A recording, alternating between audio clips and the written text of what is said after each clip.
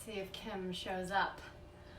Because we are getting ready for Happily Keto. Let's see if Kim shows up. I think she will. I hope everyone shows up. I think we have 18 people in the group, and we're gonna have some fun. We are gonna make Fathead Pizza. Let's see where you are. Hi! Okay, I'm gonna see if I can get you going here.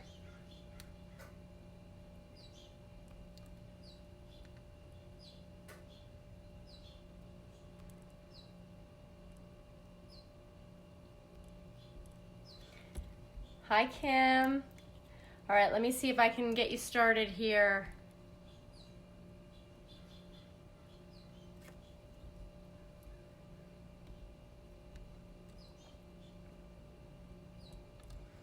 So Kim, I think if you can comment again, I think I might be able to get you coming on live. Right now, the only one that's allowed to come on live with me is Nicole, but I think we wanted to have Kim come on first.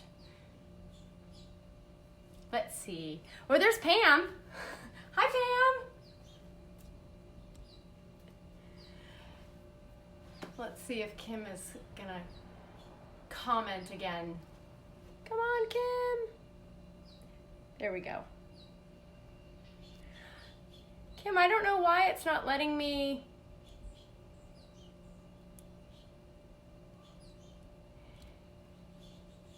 I'm allowed to bring on Pam and Nicole, but for some reason I'm not allowed to bring on Happily Keto or Pam. No, now I can't bring on Kim.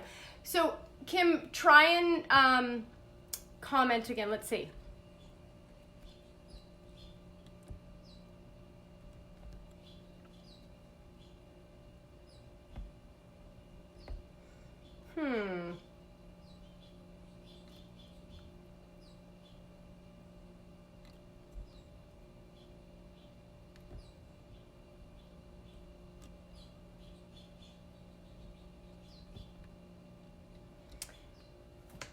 Kim, why don't you say I'm here and no one else comment so that I can see if I can get the ability to bring you on camera.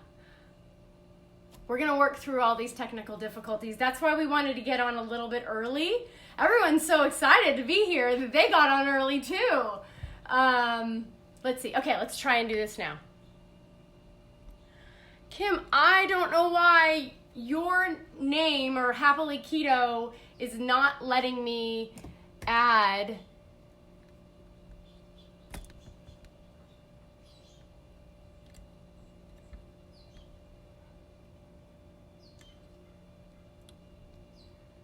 I'm not sure.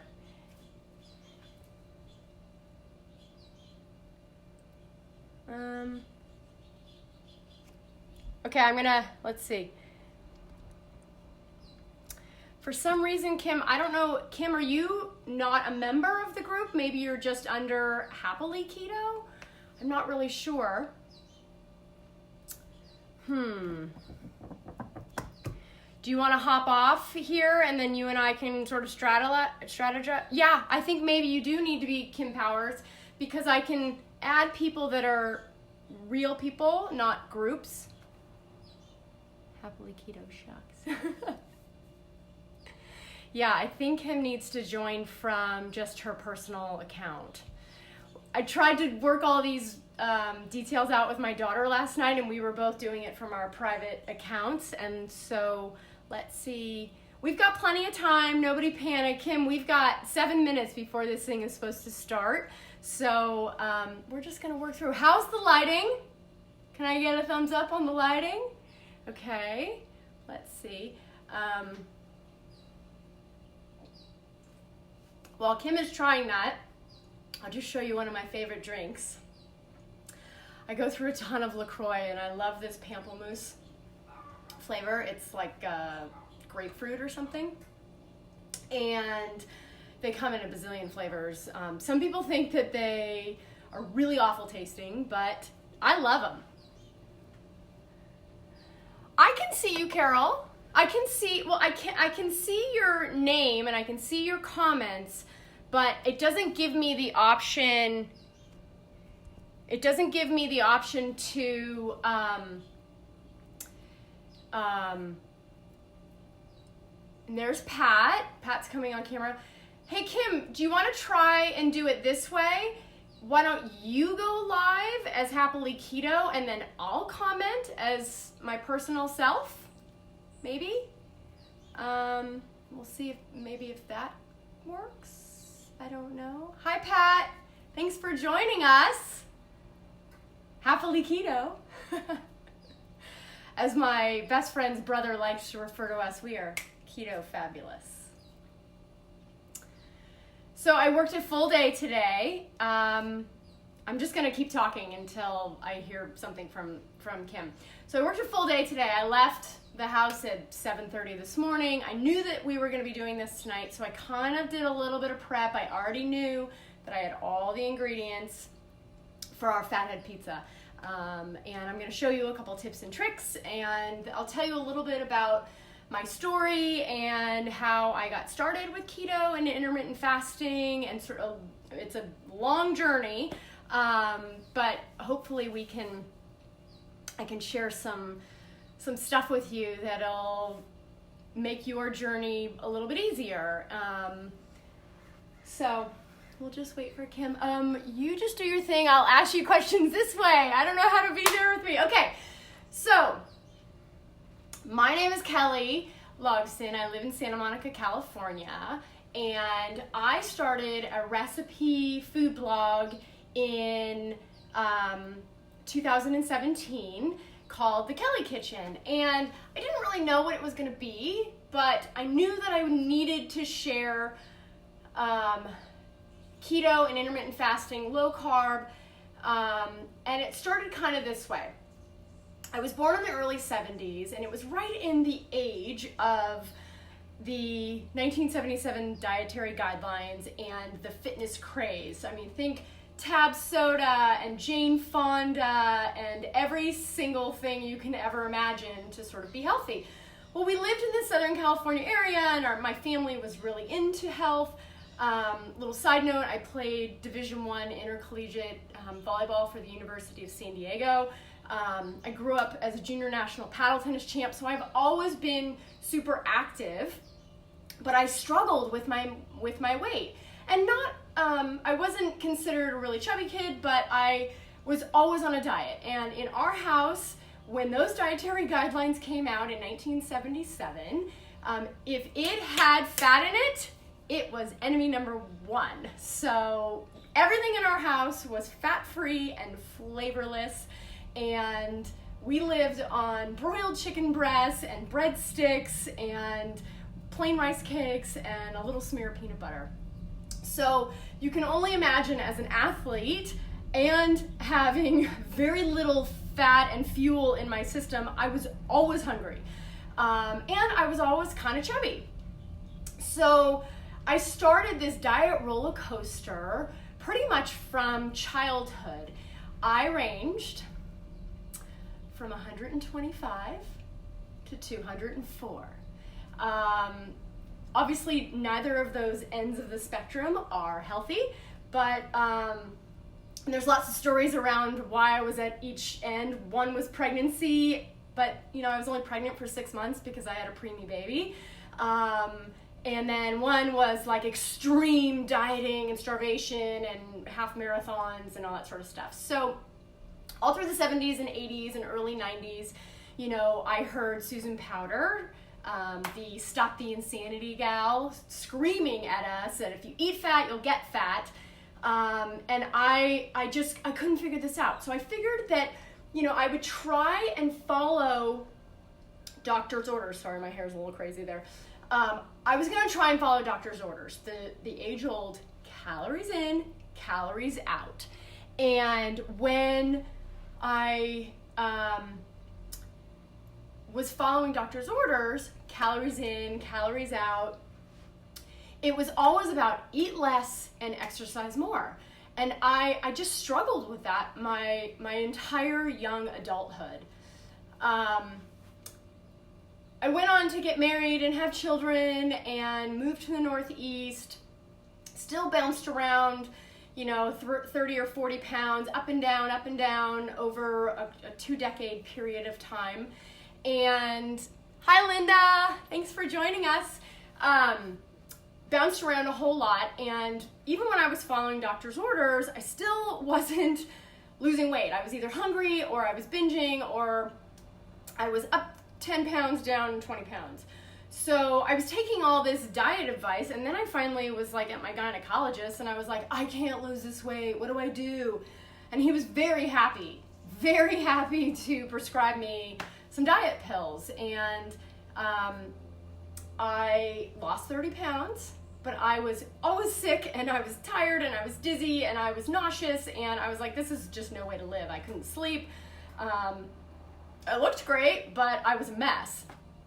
So at that point, I was like, okay, the doctors can't tell me what to do or what to eat, so I am gonna go to nutrition school, and I'm gonna figure this out all on my own. Hi, Stephanie. Thanks for joining us. We were having a little technical difficulty, so we're just going with it, and I just decided to get started. If you have any questions, please let me know. So I went to nutrition school. I went to the Institute of Integrative Nutrition, and I got a certification in holistic health, counseling, and nutrition. And it was a 2-year-long process, and got into pretty good shape, but at the same time, everything else in my life was kind of falling apart. And I was going through a really tough divorce, and I was living in the Northeast, and I had some kids that were having a really tough time. And then I got sick. And I don't know if you guys have ever heard of diverticulitis, but when I was in my early 30s, I had my first bout of diverticulitis, which is basically just a really gross infection in your gut. And the dietary advice when you have diverticulitis is to eat everything that's white. So white bread, white mashed potatoes, everything that's gonna sort of slow your system down. And then when you get and you take a bunch of antibiotics, and hopefully nothing happens to your colon. And when you get off the antibiotics and you get out of the diverticulitis, then they tell you to eat tons of fiber, and the dietary advice was all over the board. Well, here I've already gone to nutrition school. I've been on every diet you can possibly imagine. I try to follow doctor's orders. My hair is a total disaster, just bear with me here. And I went on for the next 10 years having 7 bouts of diverticulitis. Usually after about 2 or 3 bouts of diverticulitis, they take your colon out. Well, I was gonna muscle through, and I was gonna figure this whole thing out. But after about the 7th time of diverticulitis and living with a stomach out to here, and I just was always in pain, they decided to take my colon out. So they didn't take it all out, but they took about a foot, and any amount of your colon being taken out is not fun. So it was painful, it was expensive, really expensive, and I didn't even actually get better. I got more sick. I got more infections, C. diff, chronic urinary tract infections, chronic yeast infections, and all the while, I still had to go to work every single day. I still had to take care of my kids. I still had to run a house. So I stumbled upon a book in late 2016 when all this was going on, because nobody could tell me what to eat, and I'd been eating everything that they were telling me, all the experts were telling me. So I stumbled across a book by Dr. Jason Fung. And if you have not read Dr. Jason Fung's The Obesity Code, I highly recommend it. I recommend all of his books. Dr. Jason Fung, he's out of Toronto, Canada, and he runs intensive dietary management program. And nobody could really tell me what to eat. Dr. Fung was the only thing he was telling me was to eat nothing. So there was this push towards fasting, and I said, well, every time I eat something, my stomach hurts and my weight fluctuates and I'm kind of miserable, so let's try this. So for a couple months, I started with intermittent fasting. I didn't change my diet at all, and I started feeling better. I started very slow. I just would push my breakfast a little bit later. My dinner would be full of, delicious fats and healthy food, but I didn't really have a system yet with that. And so it started with the fasting, and then from there, I was like, okay, this is working. And he started talking about low carb and keto. What is this whole thing? And I knew that chronic yeast infections and chronic bladder infections had something to do with sugar. And I knew that there was like a yeast something going on. And I'm certainly not a medical doctor, so I was like, I think there's something to this. So I started in earnest in the ketogenic lifestyle, and I read everything I possibly could. And because I love to cook, it was almost sort of natural for me to get back into the kitchen. So when my kids were very little, I started cooking with a box of Meat Helper and a tiny crappy little kitchen in Santa Monica with 2 crying babies and an angry husband. The good news is that he's an ex-husband now, and I know how to cook, and my kids aren't crying anymore. But the reason I tell you that is that you do not have to be a gourmet chef. You do not have to be Julia Child or, flipping knives or, whatever. You just have to start somewhere. I gotta laugh on that one. So you just have to start somewhere. And through this journey, my children and my ex-husband will attest, I have had many garbage can worthy meals. So I want you to remember that not every meal you make needs to be this epic event. Last night for dinner, I had 2 hard-boiled eggs and some leftover coleslaw. I didn't feel like cooking. I have a ton of food in my freezer and my fridge right now, and that's what I went with. Other nights, I'll make cilantro lime pulled pork tacos with, coleslaw on the side and, sliced avocado and tomato salsa. So every night doesn't have to be like that. And because I have a very full life and I am on a budget, I plan for all of these things. So do we have any questions so far? Let's see. I need to take a little sip of water. It's like probably, I'm in Southern California, so it's like 75, 80 degrees. It's a beautiful day out.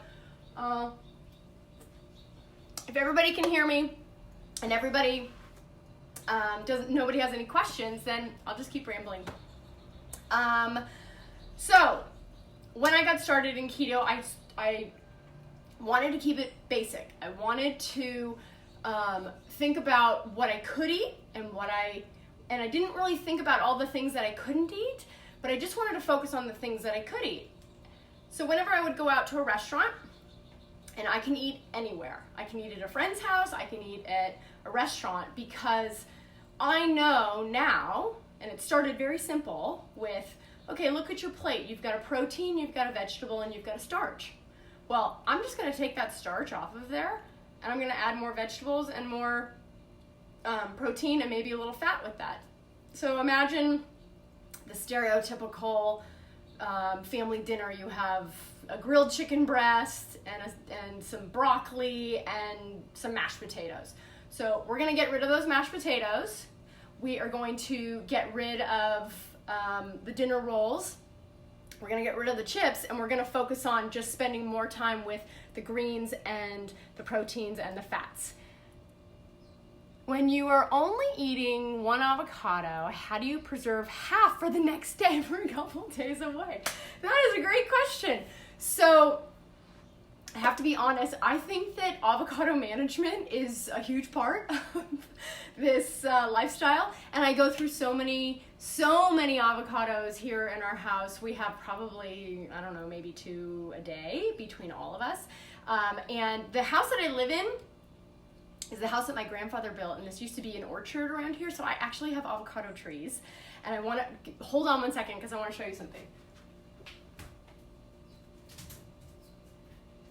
So, I was walking out to my car the other morning to work, and I already have avocados in the house. So this is just like a normal avocado. I think this cost me like $2 or $3. I know, they're expensive.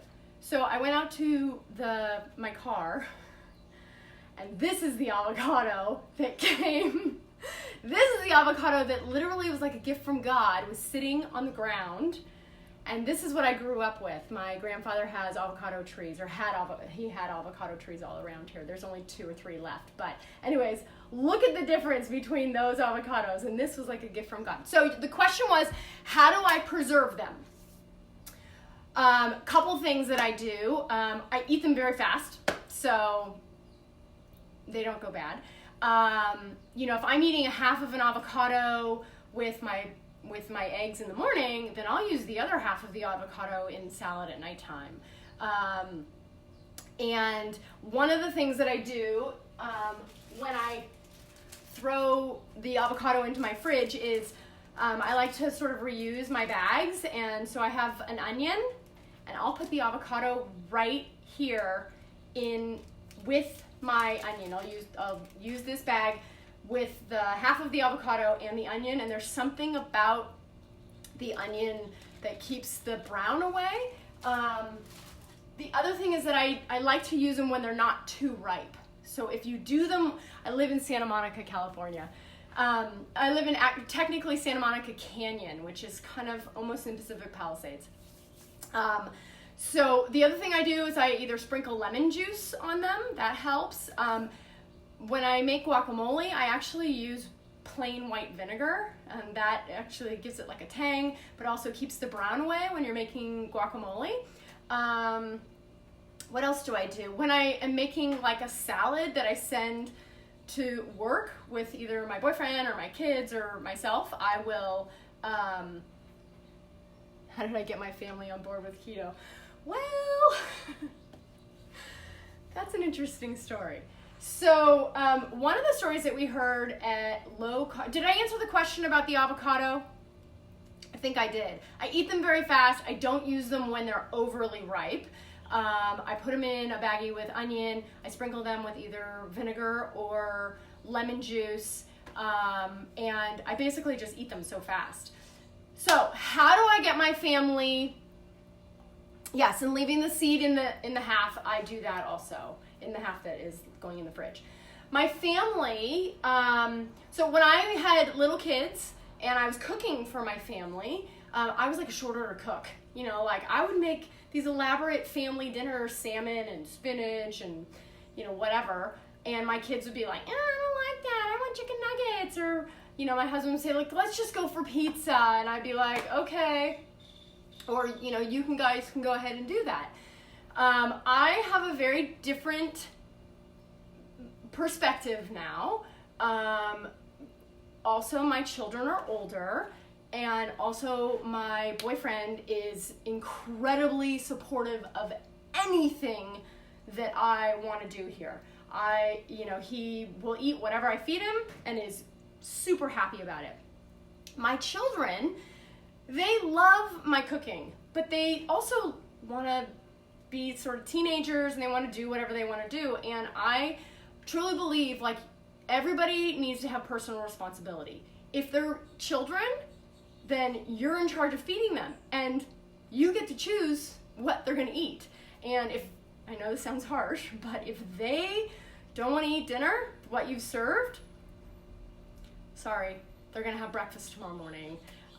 There are so many great options to serve them that are keto friendly, and I'm going to show you my Fathead Pizza, but tacos and even chicken fingers and, like my creamy spinach stuffed salmon kids love that sort of stuff.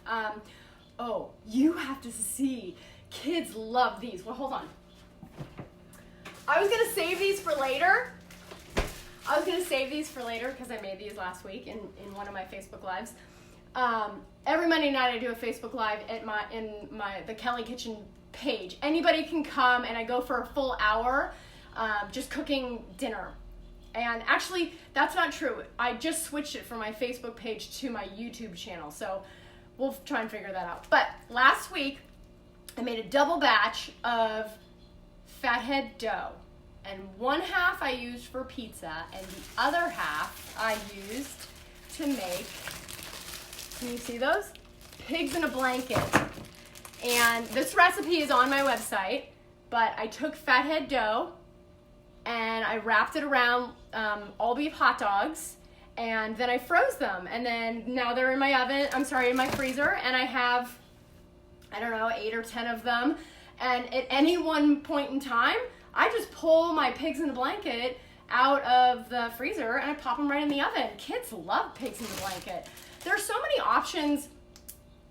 Certainly you can make a ton of sugar-free type sauces and dips, but you can also buy them, which is incredibly helpful. So I hope that answers my question. My parents, they try to be keto, but my parents are very, very ingrained in how many calories things have. So whenever I, bring them a casserole, they'll be like, oh my God, that has, so much cheese on it, or it has cream, or, hi Suzanne. So my parents are my parents are actually very, very, very healthy. But they travel a lot, they socialize a lot, and they're on board, but on their terms, and that's fine. The same thing with my boyfriend. He follows everything that I do, and he's incredibly supportive, and he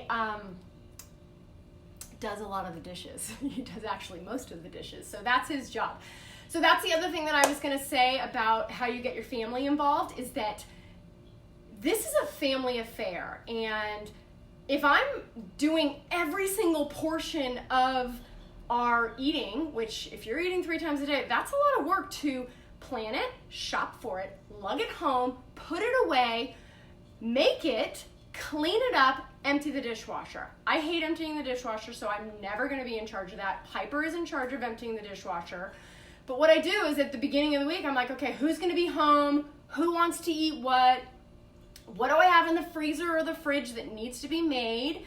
I'm a subscriber to ButcherBox and Thrive Market, so I have meat delivered. I buy it in bulk, and I buy it at a discount through ButcherBox, so that I always know. Like in my freezer right now, I have New York strip steaks, I've got ribs, I've got, obviously leftover soups and chicken and stuff like that. But everybody needs to be involved. So when I plan the meals with them, if they're not going to be home all week, then I don't need to cook for anybody. And I don't need to go buy anything for anybody.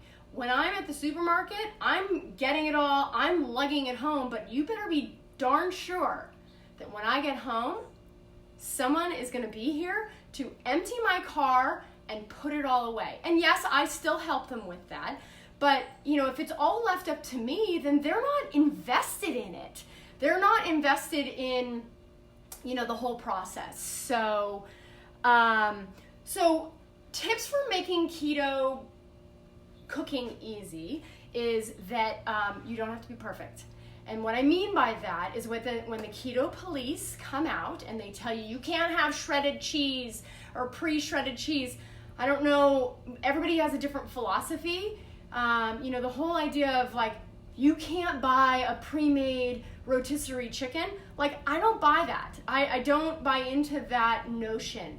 If, I don't expect people to be, roasting their rotisserie chicken every day and shredding their cheese and, it's just not realistic. So I think that there are baby steps, and I think for instance, a first step would be Best Foods mayonnaise, okay? So it's not got the greatest ingredients, but I'd rather that you eat mayonnaise, Best Foods mayonnaise, or Hellmann's mayonnaise, if that's the brand that you have in your supermarket. I'd rather that you eat that than eat something filled with sugar like barbecue sauce or ketchup. But the next best step is to go to a brand called Primal Kitchen, where they use avocado oil, they don't use soybean stuff, it's all organic, and then you can buy that. The best option, which even I don't have time for, and I'm cooking all the time, is to make your own mayonnaise. And it's super easy to do, but I'm a huge proponent of good, better, best. What's gonna fit in your schedule? And then once you make those steps, habits, then you won't have to think about them. And then you can move to the next level. But don't let being perfect stop you, because if you have to be perfect the whole time, then you won't do it. So I hope that kind of helps a little bit. I have tips about like my salad. So I have a green salad with almost every meal, but they're never the same. And I love to have pre-chopped stuff. So when I'm chopping tomatoes or I'm chopping onions or anything, I chop all of it so that I have it ready to go. And in the morning, when it's like 7:02 in the morning and I'm bleary-eyed and I'm like, I literally am taking a handful of my greens, a handful of arugula, a handful of shredded cabbage. I might take, some sun-dried tomatoes that are in olive oil. I'll take a sprinkle of cheese, and I've probably got like 9 varieties of cheese in my fridge right now. Everything from Gouda, goat, feta, cheddar, mozzarella, and I just mix it up, Parmesan. I mix it up every single day so that my salad is never the same. I always, every single week, I make a chicken salad. And if it's not a chicken salad, it's either tuna salad or egg salad. So I'll make a big batch. One of these days, I will show you how I do my Instant Pot rotisserie chicken. But you can buy a store-bought rotisserie chicken. Put some celery and some onion and some mayonnaise and lots of cracked pepper, and that'll stay in your fridge for the whole week. Make a ton of that, and then you just put a scoop right onto your salad, and you take that to your work for lunch, or you have your chicken salad and you're looking in your fridge and you're going, what can I eat? And I'm panicking, I want to get something. Just have a scoop of chicken salad with some sliced avocado on the side and maybe a couple slices of bacon. I batch cook bacon too. I always cook bacon. I used to hate cooking bacon because my whole house smelled and it was a greasy mess. So now I cook bacon in the oven. I turn my oven on at 400. I get a big cookie sheet, rimmed cookie sheet, and I always line it with foil. And I put my bacon on, I wish I could show you. I don't lay it flat. What if you can't stand mayos or anything? I'll get to that question in a second.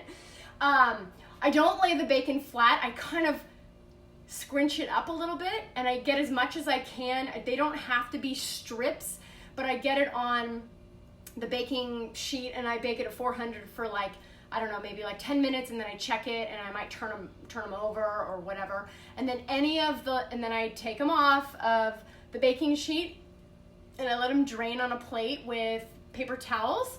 And then any of the baking grease that's still on the rimmed cookie sheet, I save it in a tin. I don't know if any of you guys had grandmas that had bacon fat kept in the freezer, but my grandma always kept bacon fat in the freezer. She kept it in an ice cream tin. I think it was to sort of screw with us. But I use that bacon fat for so much different stuff because the bacon grease adds a ton of flavor, especially, it's a classic combination with Brussels sprouts. It is by far so delish. But so those are some of the tips that I have so far. So I make a chicken salad every week. I make egg salad all the time. I make tuna salad, and I always have those in my fridge. I always have cheese in my fridge. I always have little snacks that I'm not a huge snacker or a huge proponent of snacking because I think that it adds to the carb creep. And just because it's keto friendly or low carb does not mean that you can eat tons of it. I mean, people get into big trouble when they say, oh, I can eat macadamia nuts, and then they're eating like a whole thing of macadamia nuts. That is not good. If you've got fat to lose, you don't want to eat too much fat because you want your body to be fueling on fat.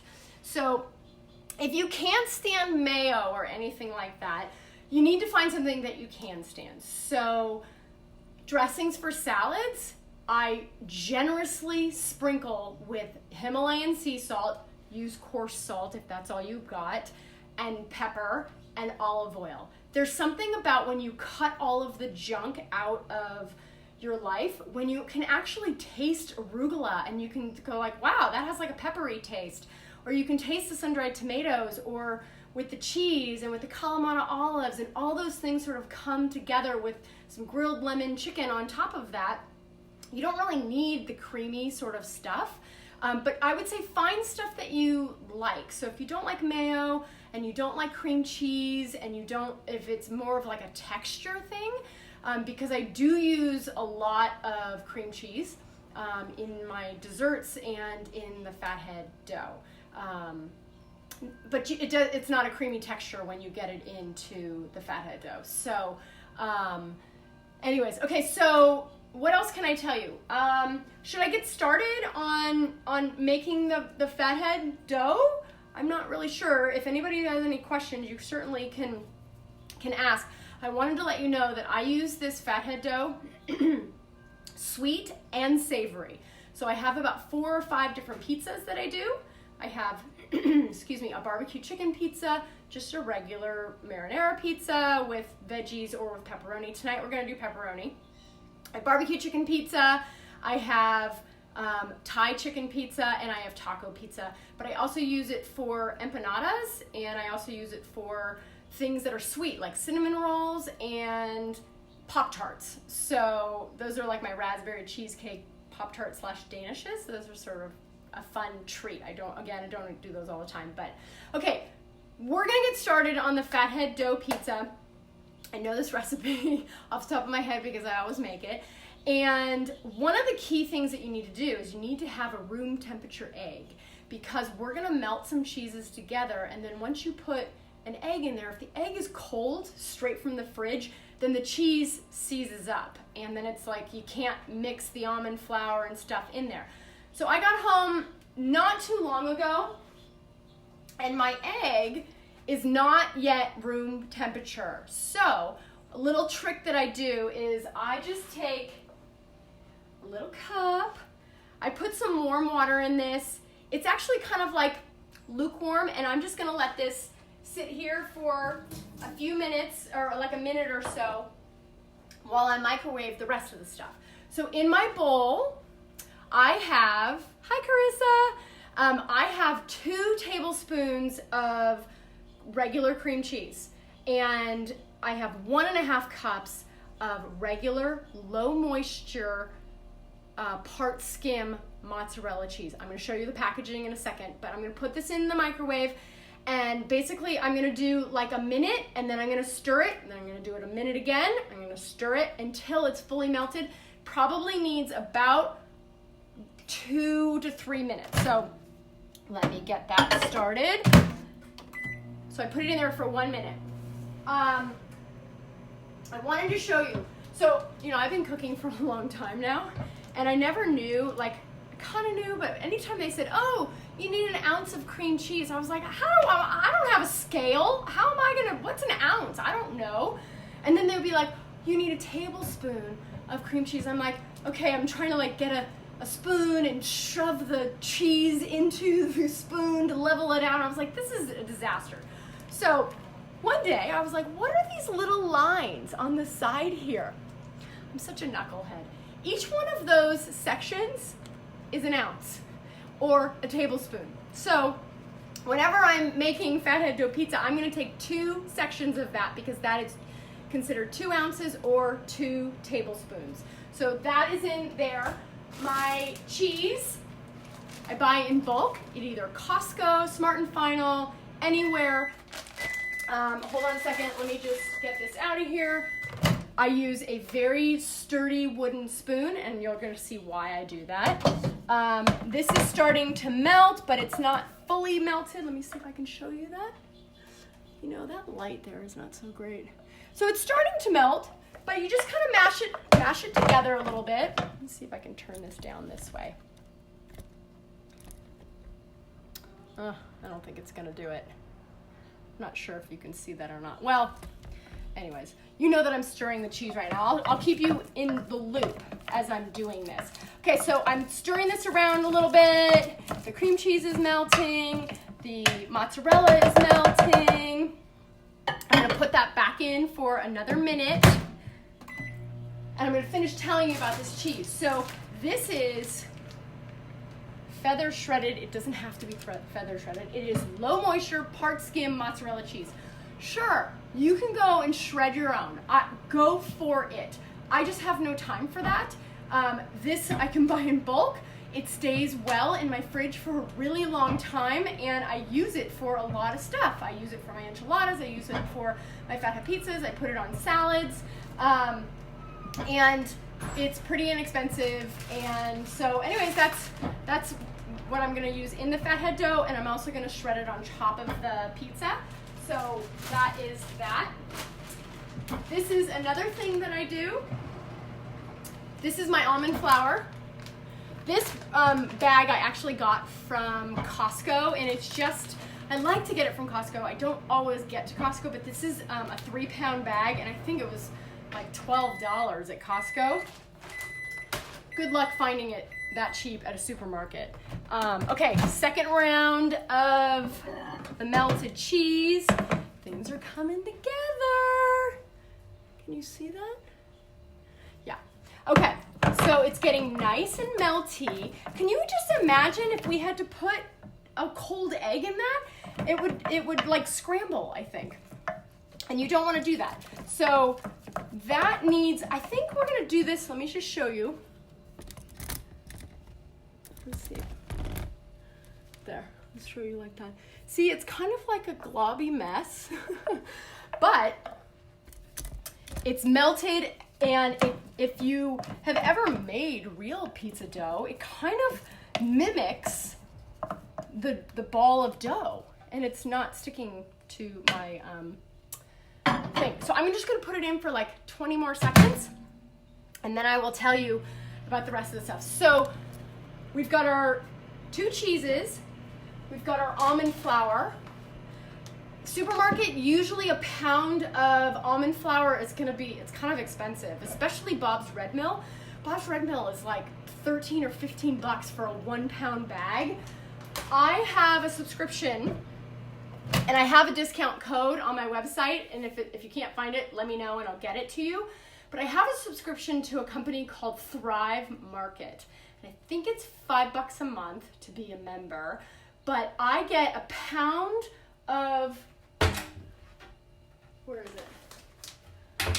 This is a pound of almond flour for $7. Now I go through almond flour a lot, so you don't necessarily, you're not gonna be going through it as much as I would be. However, if you wanted to get a subscription, I get my taco seasoning from them, I get my stevia from them, I get my sweetener from them, and they have beauty products that are all sort of organic, and they've got some great deals and stuff like that. So we got some nice melted cheese. Let's see if I can get you out of the sun. Okay, so I've got our cheese.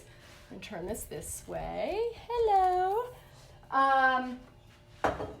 We've got our almond flour. So in here, again, the recipe is on the website. 2 ounces or 2 tablespoons of cream cheese, 1.5 cups of shredded mozzarella, low moisture, part skim, 3/4 of a cup of almond flour, 1 room temperature egg, and if you're gonna be making something savory, you want 1 teaspoon of garlic powder.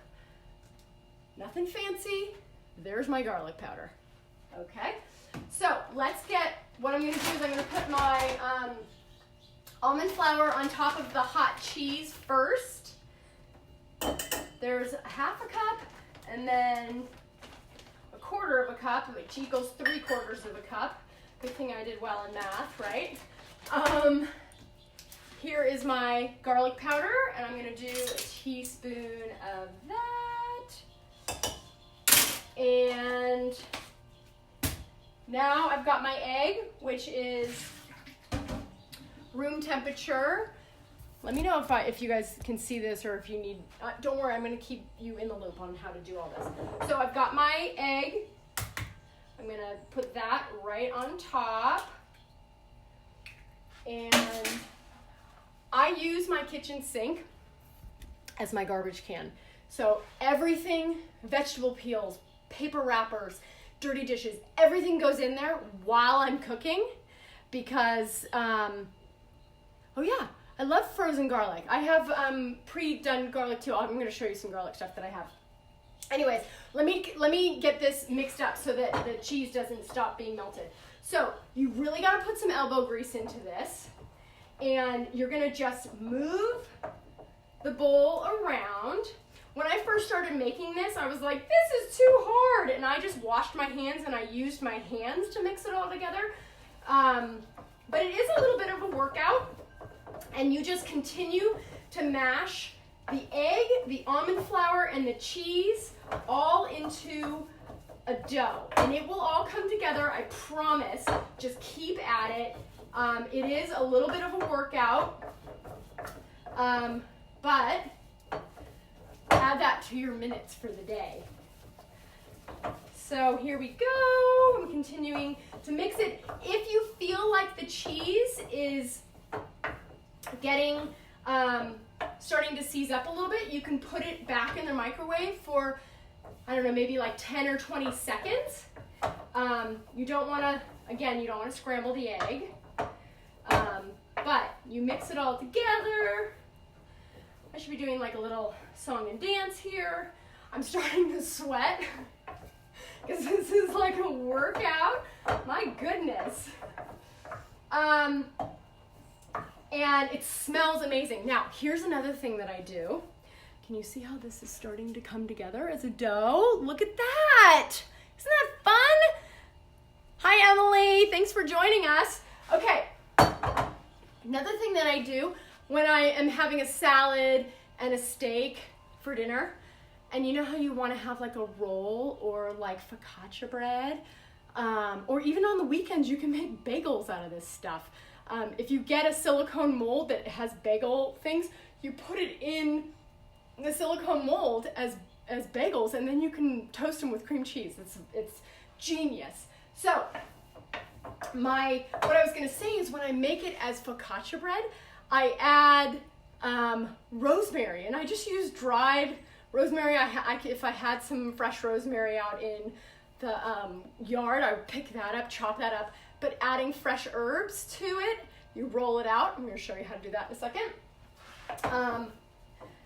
Kim, how am I doing on time? Am I okay?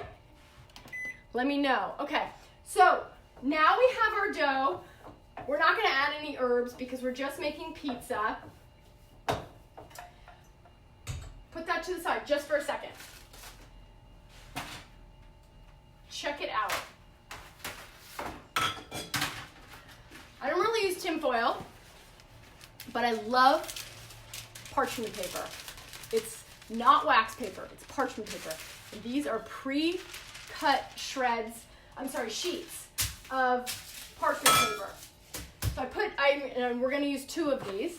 I also get parchment paper muffin cups, because those are great I have these mini lava cakes that are amazing, my mini Oreo cheesecakes. And they're great like individual servings, so I can freeze them for later. This is fascinating. I love it. Oh, it's fascinating. Okay, so I have my parchment paper here. Now, this is a fun little tool. Go ahead and use Pam if that's all you have. Get an organic version of Pam if that's what you want. I got this, I think, for my wedding. It is I fill this with olive oil or whatever oil I want. It's called misto. I don't even know if they sell these anymore, but you basically fill it up with whatever oil you want, and then you pump and you add air to another workout. I didn't get to the gym today, but Fathead Pizza is a real workout. And you add air to this. So now I just spray, and yes, you can see me. Okay, So I've got my fathead dough. My fathead dough? And put that right there. I got pretty much all of it. And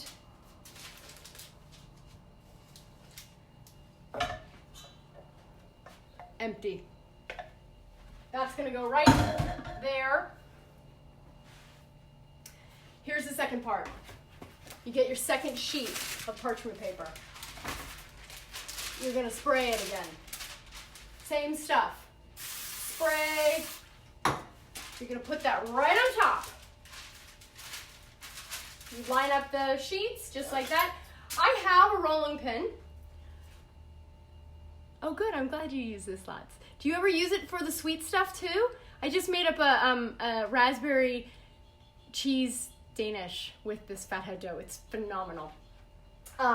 Anyways, you don't have to use a rolling pin. You can just use your hands if you want. You have your dough in between the two pieces of parchment paper. And you're just gonna spread it out. Make it as thick or as thin as you like. My boyfriend really likes thin pizza.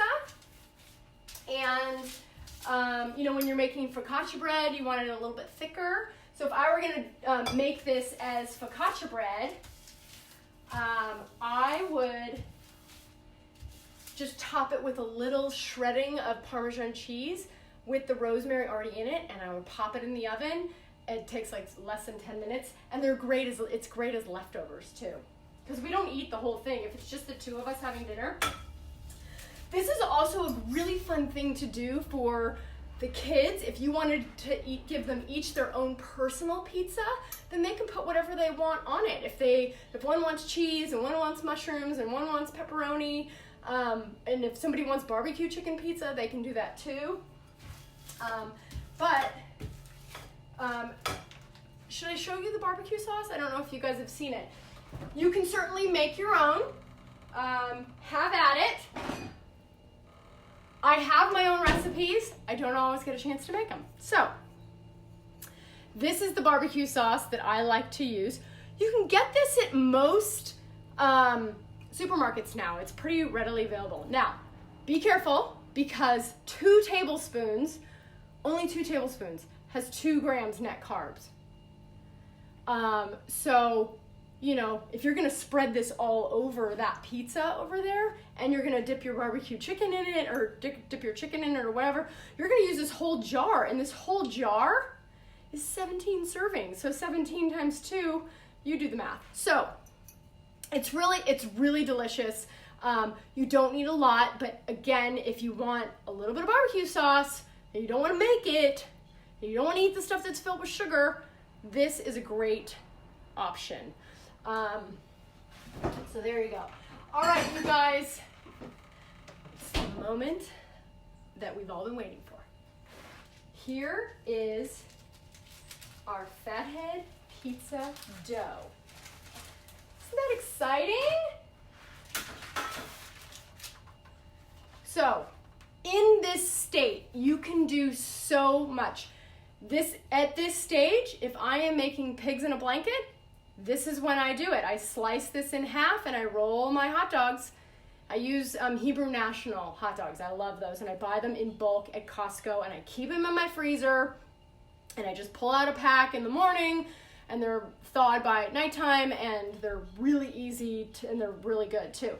So if you're doing pizza, this is where you add all your stuff on it. If you're doing focaccia bread, this is where you add your shredded cheese on top of it. What else? If you were doing a sweet version of like cheese danishes, you would add your, this would be sweet. You wouldn't have the garlic powder in it. But you would add like your raspberry cheesecake thing inside of here, and you fold them up. But this dough is so versatile. Even in this state, just like this, I don't have a ton of room in my freezer. However, this, sometimes I just put this straight in my freezer just like this and let it freeze just like this. If I'm making a double batch, like if I know like one night we're gonna have focaccia bread and then like 2 nights from now we're gonna have pizza, I'll make a double batch, and this will just go straight into my freezer. And then when it's time to make my pizza 2 days later, I pull the dough out of the freezer just like this. So you kind of have to have a big freezer. But I pull the dough right out of the freezer. I would keep the top parchment paper on here just to keep any of the freezer smells out of there. And I would just let it thaw on the counter for like 10 minutes before I added my pizza stuff. So you have it already made. And don't I wish that somebody could make pre-made frozen fathead dough in the supermarket. Of course, they would charge me an arm and a leg for it. But anyways, that's how you can make it ready so that you can, you're not making this fresh every single night. So now, this is my favorite tomato sauce. Rayo's, you can get it pretty much in any supermarket. It is very expensive here because I think that they're from New York. Actually, I'm almost positive that they're from New York. But when I find it here at Bed Bath & Beyond or Costco, sometimes I can get the 32-ounce jars for like $6.50 because I've got a 20% off coupon and I buy a whole case or whatever. But this is my favorite because the only things that are in this, I can read every single ingredient. Tomatoes, onions, olive oil, salt, garlic. And yes, tomatoes have carbs in them. But I'd rather that you eat something like this than, let's say, ragu or something that they add high fructose corn syrup, or they, if you want to make your own. I get a lot of people that are like, just make your own. I'm like, yeah, I know how to make my own. I just don't have, I'm not a grandmother, like the Italian grandmother that sits at home and lets her sauce simmer all day. Like, who has time for that? So this is what I use, and I use this for my eggplant parmesan. I use this for my chicken parmesan. I use this in roasted spaghetti squash. I use this to dip our focaccia bread in. And so anyways, I love Rayo's, and we are gonna just spoon some of this on here. We are going to have pepperoni and onion and olive. And I just have a stash of canned sliced black olives. You can put whatever you want that is keto friendly. Pretty much all of your toppings that you would find in any pizzeria are keto friendly, except, who can guess? Let's see if you can guess. I'm trying to read it backwards. Trying to read what backwards? Pineapple. Can't have the pineapple. Well, you can have the pineapple, but pineapple has carbs in it. It has a lot of carbs in it. So you want to avoid that. Okay, so you've got your tomato sauce just like that. Get creative. The kids love this part. My kids are teenagers, so they just like to be served. They have to clean up and empty the dishwasher, so I'm happy to do this part. Okay, so now we are going to take some of our shredded cheese. You can use any kind of cheese you want. If you have cheddar jack or cheddar or sharp cheddar, whatever you want to use, Gouda, Gruyere. I'm kind of a cheese person. And I'm just going to sprinkle enough cheese on there and get it all covered. I wanted to show you my favorite, one of my very favorite. Oh, so you can see the labels. Okay, well, we'll figure that out next time. One of my very favorite tools is this little mandolin. It was like $14 on Amazon online, and I love it because I don't have to get out a knife and a cutting board, which I would then have to clean. This is got 3 little settings, so I can do very paper thin or a little bit thicker. I use this for cucumbers, radishes, onions, cabbage. I think that's it. But anyways, I love this, and there is a safety guard that you put on top, but I'm feeling pretty confident right now. So I'm just gonna slice my onion. It's paper thin, and I'm just gonna slice it all over the top here. Whoops. Usually I'm dropping stuff all over the place. I think that's probably pretty good. So we'll put that off to the side. There is uncured, super healthy, organic pepperoni, but I didn't really have time for that, and I wasn't at a fancy supermarket where you can get those things. I was just at a regular Ralph's, and again, I'm on a budget, so I just got regular. This is just what you get in the deli area, the deli meat area. I'm not a fan of all of those packaged deli meats, but pepperoni, I really like this kind. Would not be my first choice, but it works for me for now. So I'm going to load up my pizza. Look, I've got onions on there. I'm gonna put some olives on here. It's gonna be a real party right there on my guy. Let's get that on there. And when I'm done and I get all this stuff on here, the pizza, I've got the oven at 400 degrees. Now, you can have your oven at 350 if you want. It's just gonna take longer. So I pop it at 400 so that usually my Fathead Pizza takes about 10 to 15 minutes, maybe even a little bit less. I used to have a pizza stone and it broke, and my oven is really small. So I love pizza stones because they give it kind of like a nice crust on the bottom. But as it stands, I have just an unrimmed baking sheet so that I can slide the whole thing in on the baking sheet, and then when I pull it out, I have it all, it's already all done. So I'm putting this in the oven now, 400. I'll put it in for, I think about like 10 or 15 minutes. And at this time, when that is in the oven and I'm making dinner, I'm making the salad and I'm cleaning up. And I also, because I'm making the salad, I'm chopping a little bit extra because tomorrow morning, when I'm scrambling to get to work, I will have my salad already made. And if there's any leftover pizza, that's coming with me too. If there's no leftover pizza, I have chicken salad, egg salad, or tuna salad already made. Or guess what? I'm gonna pull out one of those pigs in a blanket that I made, and I'll pop that in the toaster oven in the morning. I might even take it to work and pop it in the toaster oven at work. So I always have little options that I can have on hand.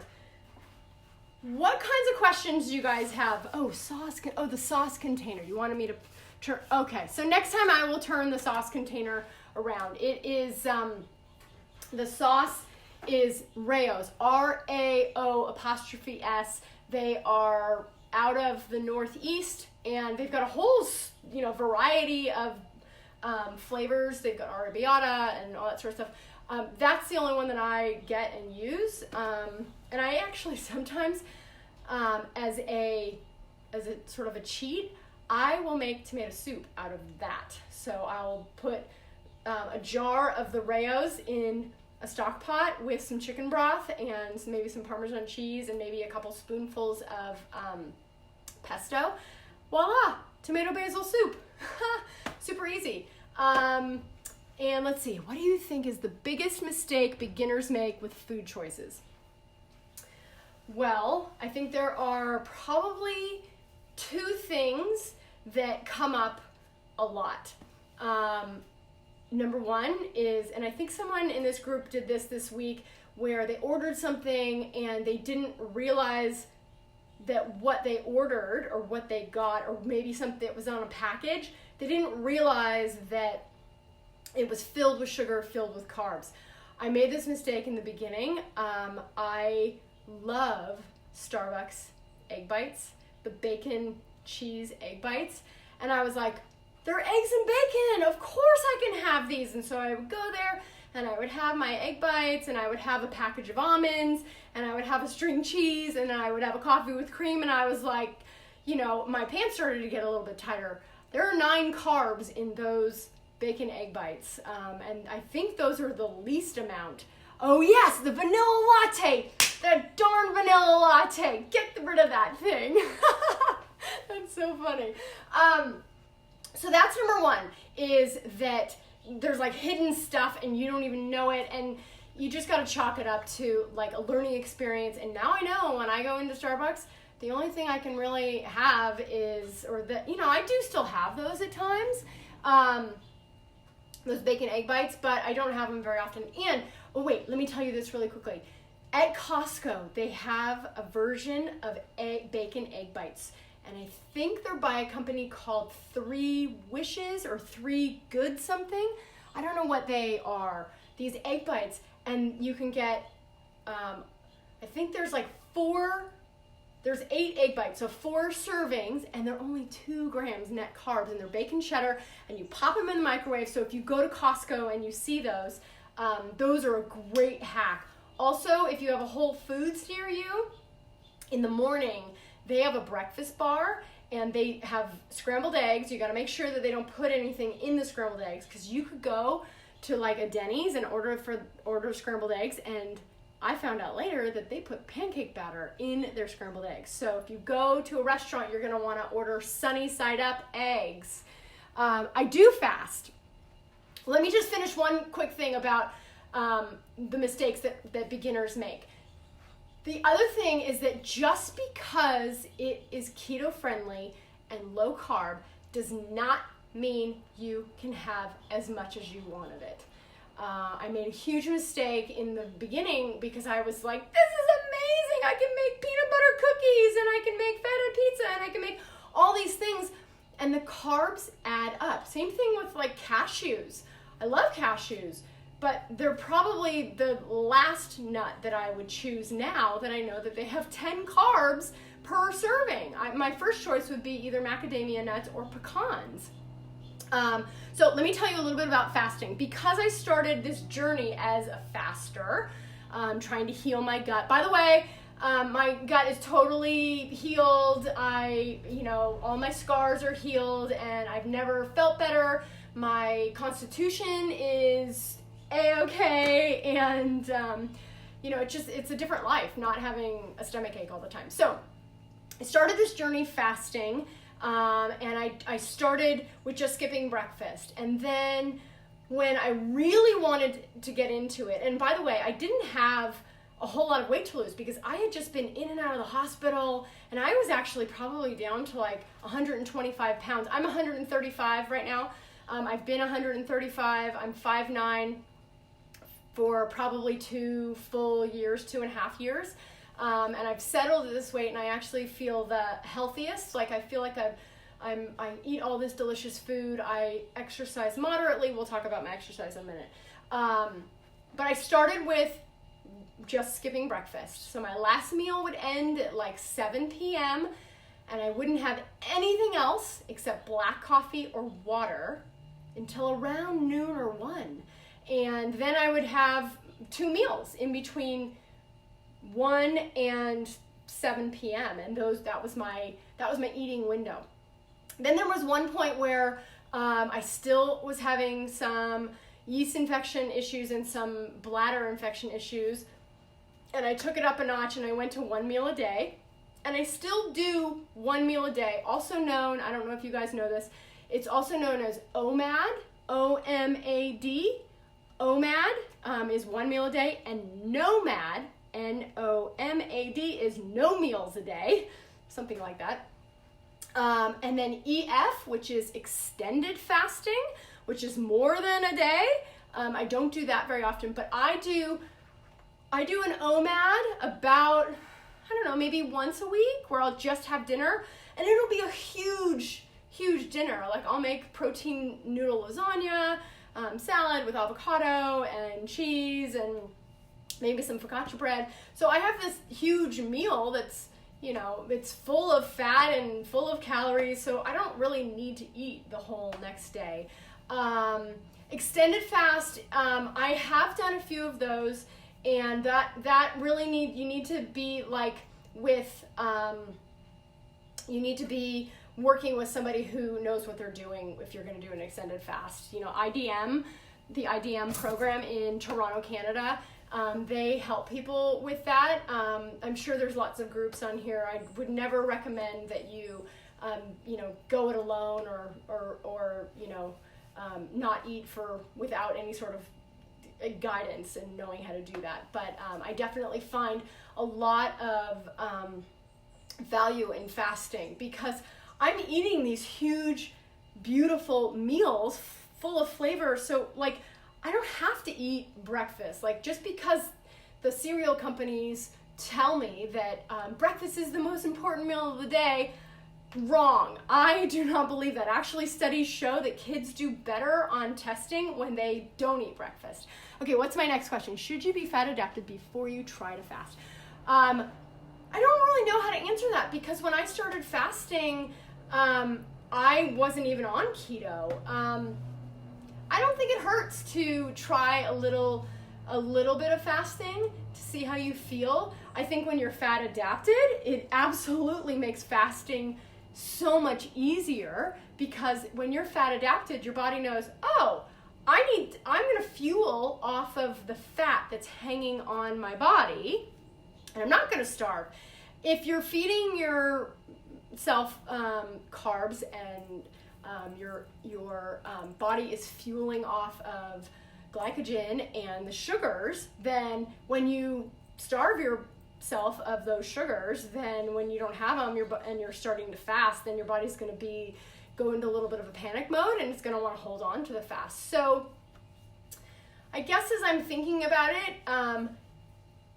I didn't do it that way, but I do think it's probably maybe something that you can ease into fasting and get fat adapted kind of at the same time, I think, maybe, if that's helpful. If there's not any more questions, I wanted to show you guys my favorite sweetener. Oh wait, here, what are your favorite family meals? I want to have some moms with kids in the group. Everyone wants to be happy. There's lots of keto-friendly things. I mean, this pizza is one of them. The pigs in the blanket is one of them. Not everybody is going to be happy with everything. When I make tacos, and we have tacos every week, and they're never the same because sometimes it's ground beef, sometimes it's shredded beef, sometimes it's shredded pork, sometimes it's chicken, sometimes it's lime cilantro, sometimes it's taco seasoning. Sometimes I change up the cheeses. So it's different every single time. And I make cheese shells. I wish we had a little bit more time. Maybe next time I do my YouTube Live on Monday night, I'll show cheese taco shells. Super easy to make. And you just use regular shredded cheese. And the kids love those. But don't despair, because if your kids won't eat those cheese shells, which I don't know any kid that wouldn't, because all the kids that I fed them to, they love it. There's going to be no judgment from me if you wanted to. I know that you can't see this. I don't know how to turn the camera around. But this is a company called La Tortilla Factory. And they're 3 grams net carb per tortilla. I just got asked, what do you use for taco shells? So I use the shredded cheese taco shells that I will make on my Monday night. That's exactly what I'm going to do. On Monday night when I go live on YouTube, YouTube at The Kelly Kitchen, YouTube, Monday night, 6:15 Pacific Standard Time. I will make the cheese tortilla shells. They're super easy and they're so delicious. But if your kids don't want to eat those, or if you're having company, that's a great, if you have Friday night, everybody's coming over for dinner, like family, whatever. Some people are keto, some people are not keto. Everybody loves tacos. Oh my God, did you just hear that? Guess what that is? That's our pizza. Ooh, it is so good. Okay, I'm gonna do this. Bear with me here. Check it out. I'm going to leave it in there for maybe another minute, but can you see this? Let's see if I turn that off. No. Oh my gosh! Ta-da! So fun. Anyways, what I was saying about I'm going to leave it in there for one more minute. What I was saying about the tortilla shells.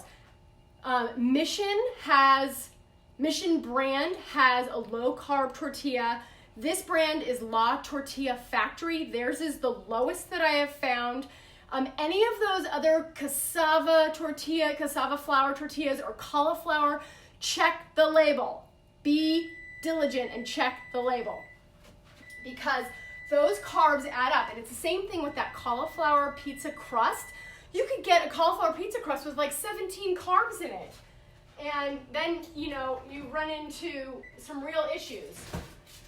You guys, this is so exciting. I'm going to show you. Oh, look at that! Okay, this is also what I'm going to do. I know, pizza party! So fun! So I'm going to put this here. I want to see if I can show you. Yeah, check it out. Okay, so I'm going to put this down here. I'm going to show you. Look at the crust. Can you see that? So I'm going to let it cool a little bit. Because I wish you were here too. For your next challenge, the winner gets to have dinner at the Kelly Kitchen. They have to come here though. I'm gonna let that cool a little bit. So the serving size on this, I will cut this into probably 8 to 10 slices.